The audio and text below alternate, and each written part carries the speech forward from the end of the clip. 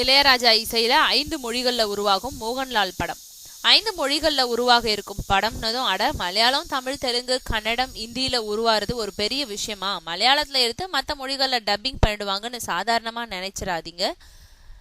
இது சங்கதிய வேறு. பிரியதர்ஷன் இயக்கத்துல மோகன்லால் நடிப்புல உருவாக இருக்கும் மலையாளம், அசரி, சைனீஸ், ரஷ்யன், டர்க்கிஷ்னு 5 மொழிகளுக்கு போகுது இந்த படம்.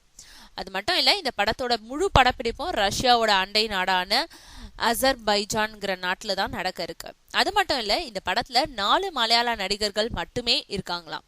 மோகன்லால் தவிர அவரோட மகளா நடிக்க இருக்கும் அபர்ணா கோபிநாத், பிரதாப் போத்தன் மற்றும் சாய்குமார் ஆகியோர் தான் இந்த 4 பேர்.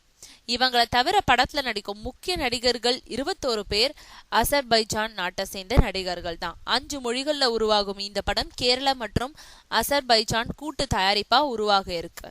அதனால மலையாளம் மற்றும் அசர்பைஜான் மொழியான அசரின்னு 2 மொழிகள்ல எடுக்கப்பட்டு பின்னாடி சீனா, ரஷ்யா, துருக்கி மொழிகள்ல டப்பிங் செய்யப்பட்டு வெளியாக இருக்கு.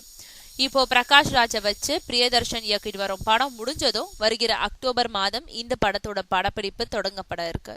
இந்த படத்துக்கு இசைஞானி இளையராஜா இசையமைக்க இருக்காருன்றது குறிப்பிடத்தக்கது.